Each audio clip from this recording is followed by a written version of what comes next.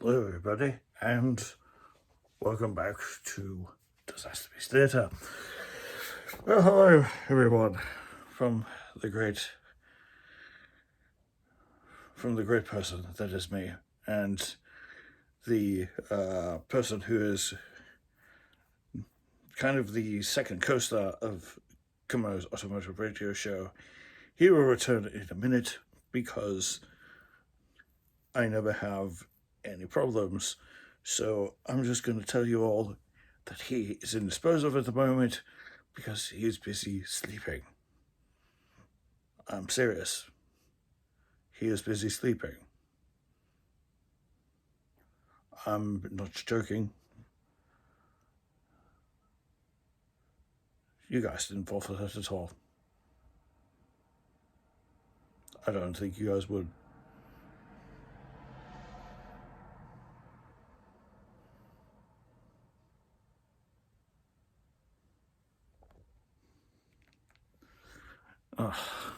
Jeez, guys. I'm like, can you never, ever, ever do that ever again? Because every time you do this, sorry, that's my alter ego, Nigel.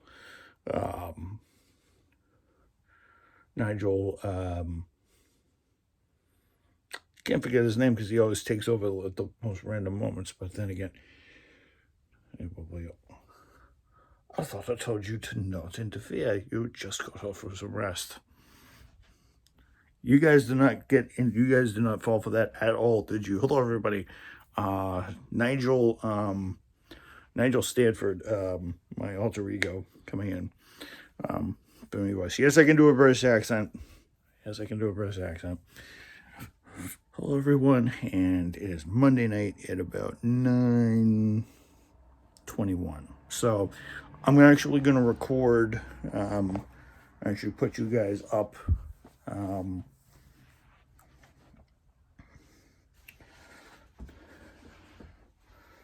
actually going to put you guys up. I'm actually going to put you guys on my table here.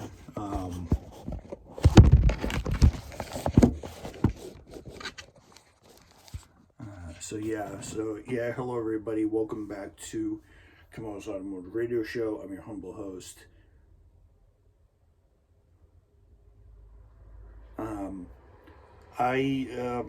Well, it's Monday night, so I actually did not clean my room. Actually, I meant to. I should have. Gonna do it this week sometime. I plan to do it maybe tomorrow night when I plan to do it in shifts or in stints on Monday through Thursday, so my room can look at least presentable, because it's a little messy. So yeah, I'm just going to. I started a little bit in my gaming area, but I need to. I started a little bit in my gaming area, but I need to do a lot more. So yeah. Hello guys, and welcome back to a amazing night here. So as you guys know, I'm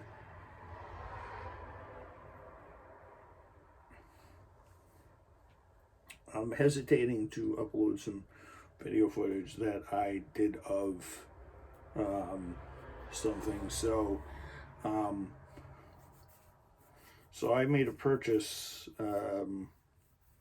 online, and I and that unboxing video of that certain item is going to be on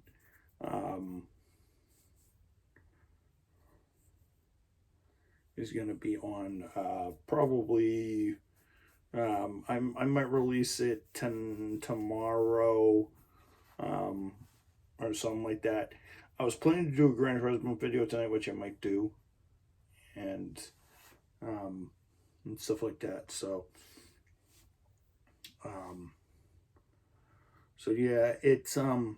it's Monday night. I just wanted to tell you guys that this weekend was actually pretty cool. I got to watch the Nürburgring 24 yesterday and Saturday. Also got to watch the Indy time trials yesterday and today, and I don't know if I posted that video. I'm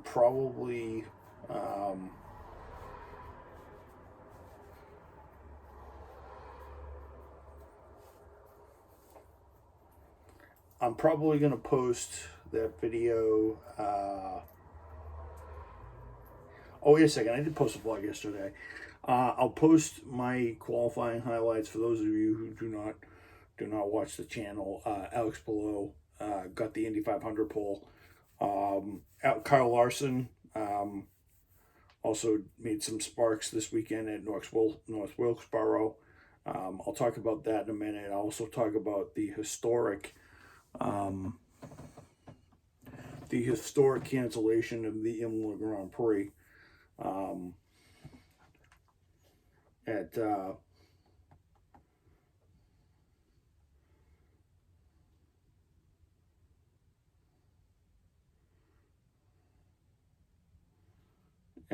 Imola because of some very kooky weather. But yeah, so I will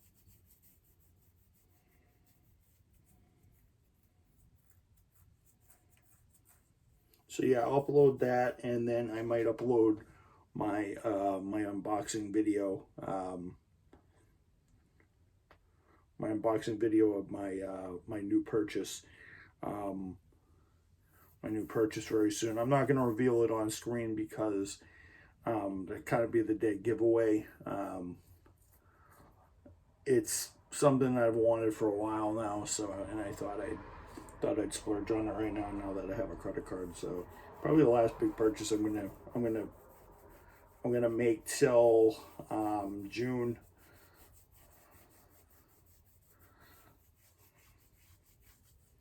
Yeah, probably the last.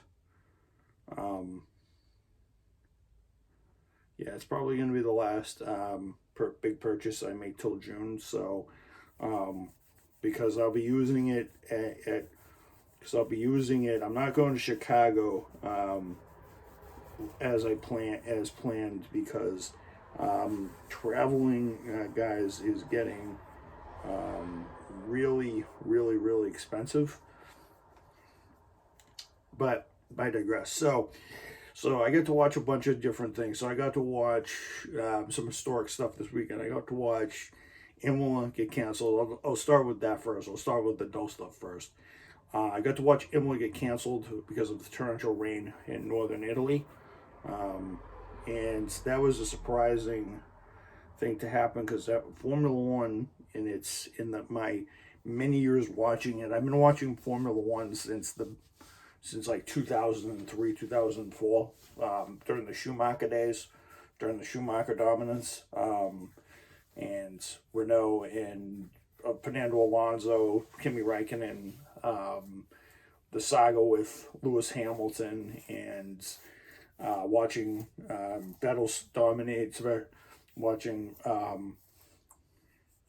and Red Bull dominate, and then watching Mercedes dominate, and now watching Max Verstappen and Red Bull dominate again, because Max Verstappen looks like if he doesn't stop, he may get his third title in a row. So, or maybe he'll get some luck, and Lewis Hamilton will become the hero once again, and he'll be a world champion. Still early in the game. He can still make up a lot of bad points and stuff like that. So yeah, so there's that, and also, I also have to condemn to the record books the Nürburgring 24. The Nürburgring 24 was very successful. They did 161 laps. 160. Yeah, they did 162 laps. And it was run by Ferrari, first time by a non-German manufacturer in over 20 years.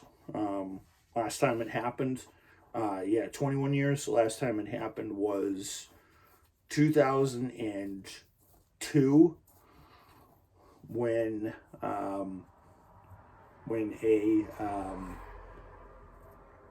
first time in 21 years when a Viper won it, and that was the last time in a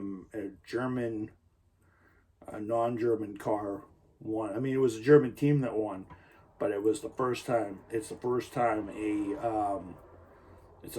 non-German car has won the race. I'm pretty sure different cars have won it, but that's the first time in 21 years that a non-German car has won the Nürburgring 24 and set a lap record.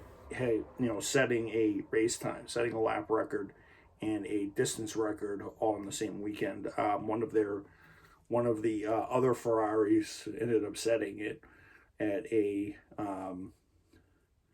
8 minutes 8 seconds, which means the cars are getting faster. And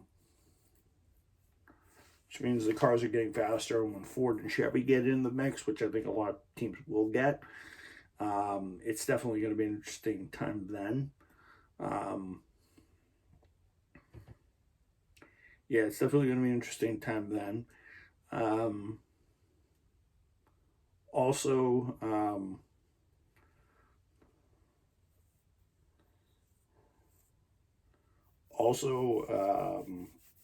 the Indy qualifying, Alex Palou won it by setting a record, now a qualifying record at 2 minutes 34.217 seconds.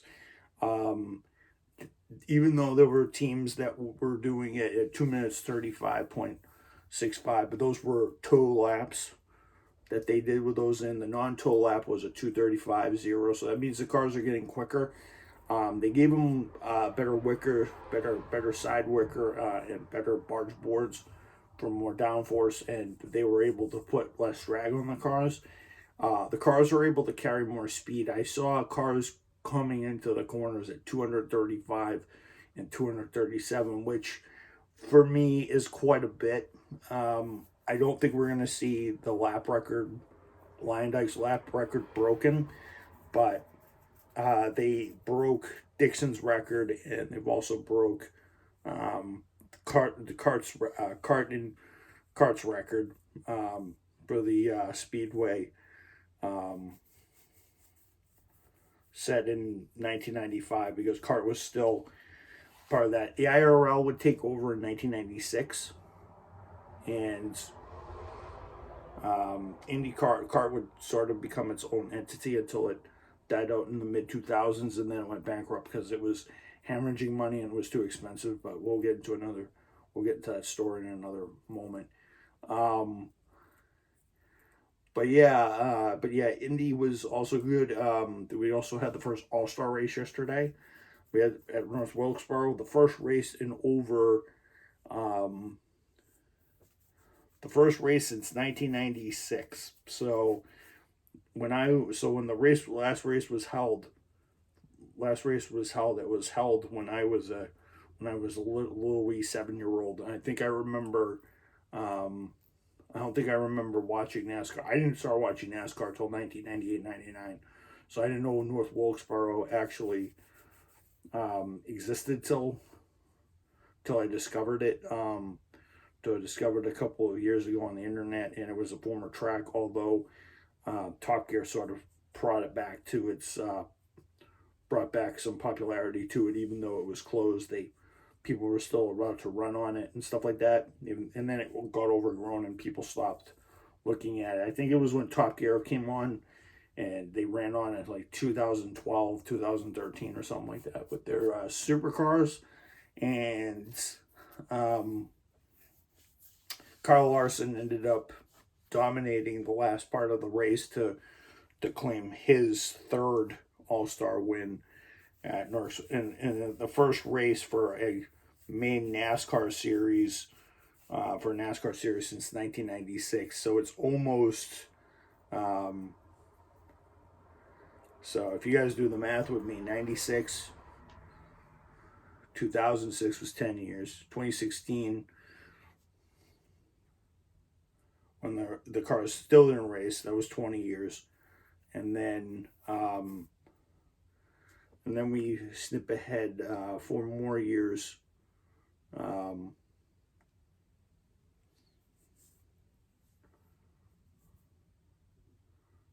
then we snip ahead 4 more years to 2020, when the racetrack was proposed to be opened, and redone thanks to Dale Earnhardt Jr. That was back in 2020, 2021, 2022. I think that was 2021 or 2022. Oh, actually, it was 2020. No, it was 2021 because I remember showing my grandfather the track virtually on iRacing. So the track had its first race in over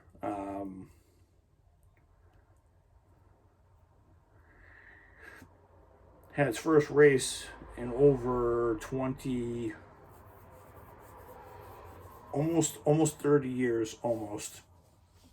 I think just shy of 26 years. I think it was 25 or 26 years somewhere that they never held a NASCAR race. So for 20, yeah, 20, because 23, yeah, almost 26 years, almost 26, 27 years since NASCAR last did it.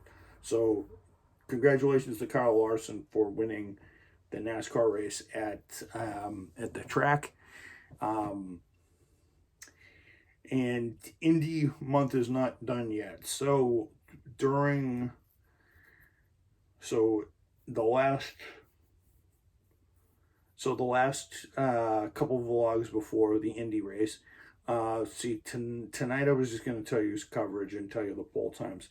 I did turbos and all that other stuff. I'm not going to do a lap. I think I've done a lap of Indianapolis on TV anyway. On my PlayStation anyway. You guys can go look up at the. You guys can look for the Bobby Unser tribute about 2-3 years ago.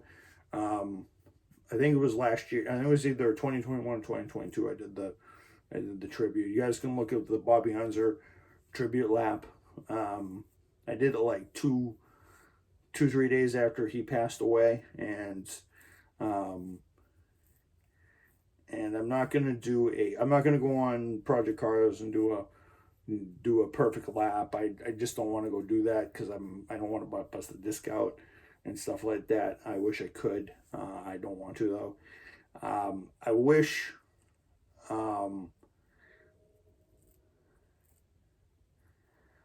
I wish I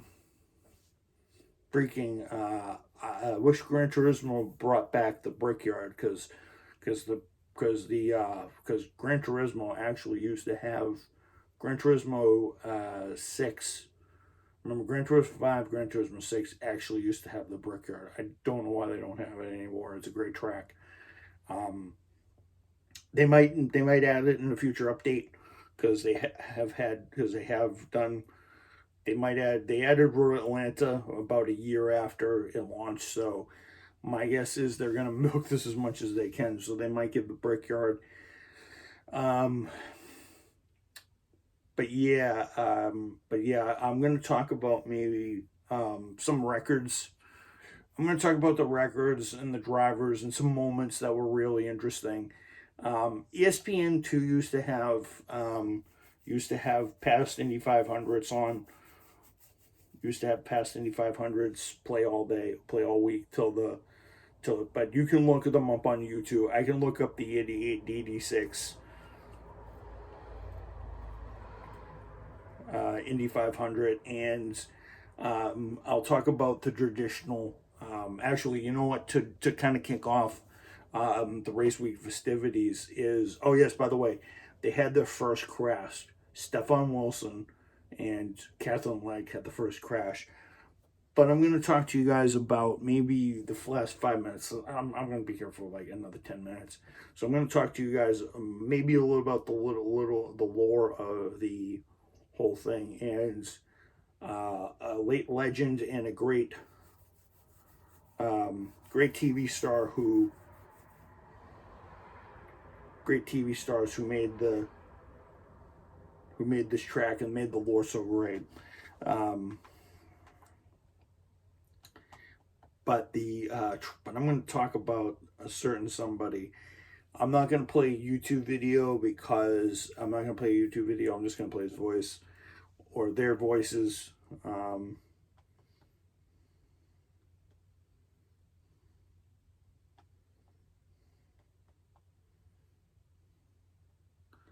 He's very well known. We love him. We love him to death. And it's the greatest minute and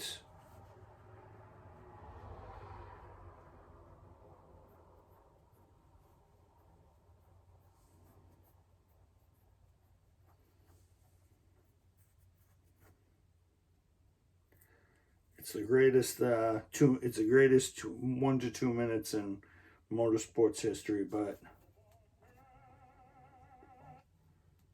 race fans, as you know, the Indy 500 is all about traditions. This year, with our troops returning home each and every day from the victory in the Persian Gulf, their special meeting to the singing of Back Home Again in Indiana. And it's my pleasure and honor to introduce to you Mr. Jim Neighbors.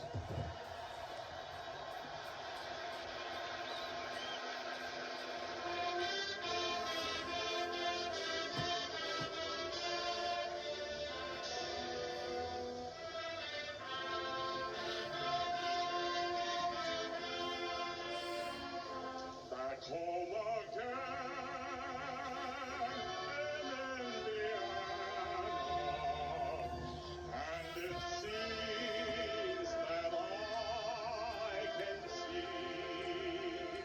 the gleaming candlelight still burning bright through the sycamores stormy. The newborn hay sends all its fragrance through the fields I used to roam. When I dream about the moonlight on the wabash, how I long for my Indiana home.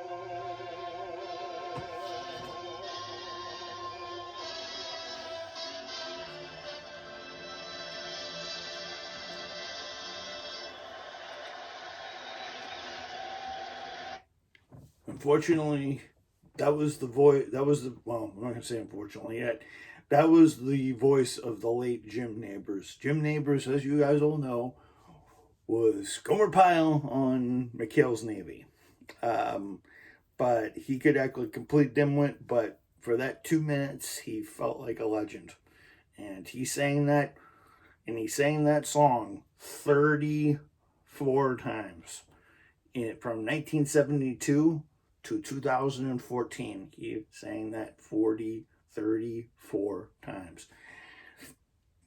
That song is pretty much the national anthem of the Indy 500, and Jim Corneliuson does it now, and he tries to emulate Jim. He tries to channel his inner Jim Neighbors, but Jim or Gomer Pyle will always be the man who sang that song.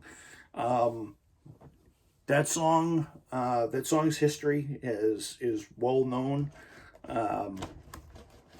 I think they started singing it. He was pretty much a legend in his own right, but with the Indianapolis fans, he was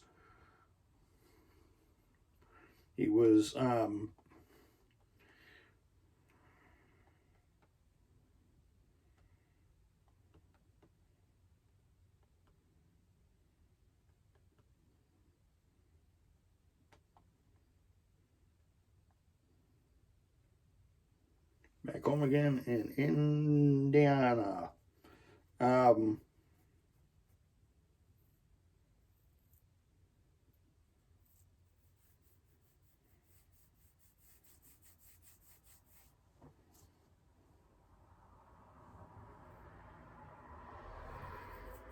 Known as a Tin Pan Alley.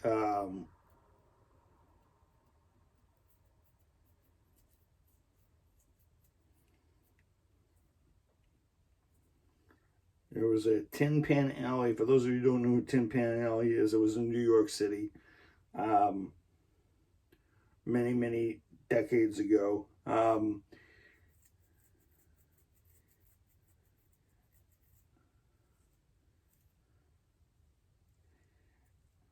They've been doing that. They've been doing that race. They've been doing that at the race since 1946.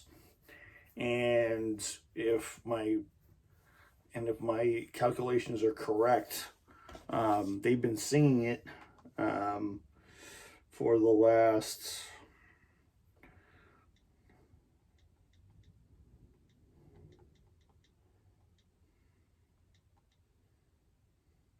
well, when Jim first started singing, it was 51 years. It was 51 years ago. So 2023 minus 1946. It's been sung 77 times by different people, and I think it was done by Jim Nabors and one other guy. It's kind of a tribute to the great Hoosier state of Indiana. Indiana, as you guys know, is known as home of the Indiana Pacers. The Indiana Pacers, the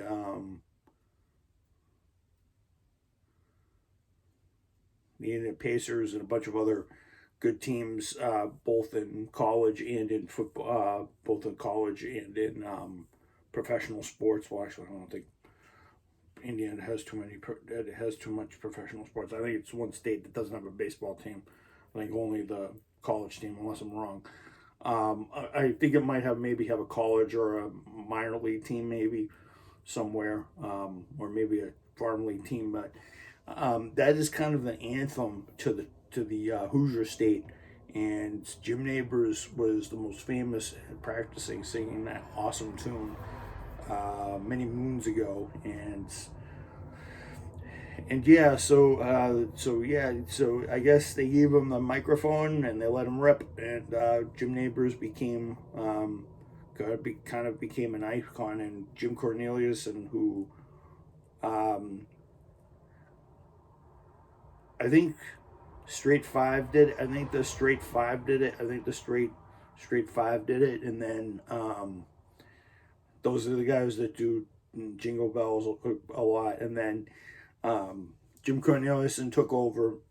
I think a year later, and he's been singing it ever since.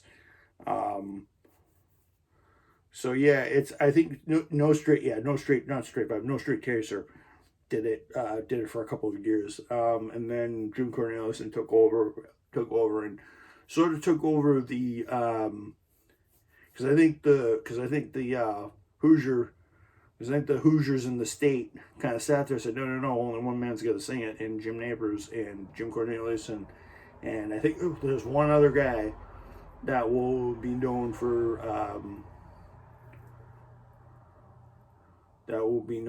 I mean, different people have sang it over the years, but Jim Cornelius and will be the one who sings it again, taking up the mantle for Jim Nabors. And Cornelius, and as I said, he channels his inner Jim Nabors, but Jim Nabors will always be the one all and be all of the back home in Indiana in a anthem. So I hope you guys enjoyed this. I hope you guys enjoyed the race recap. Wednesday, I might do race records and I might do race records, and then Thursday and Friday I might do interesting facts. I might do interesting facts. I'll do Also, actually, you know what? Wednesday we'll talk about the lore of why they drink the milk at the Indianapolis 500 and how some people broke that tradition by drinking other things, even though the fans didn't like it. So yeah, I'll talk about the lore of drinking the milk on the podium that they drink on Sunday afternoon after they win the race. So yeah, I'll talk to you guys about the lore of the of drinking milk and drinking milk at the Indianapolis 500, how it began, and I'll have to do some research on it because it's going to be interesting to tell you guys the story of that. So I will tell you guys that, and I might release my unboxing video on tomorrow, and I might also release my my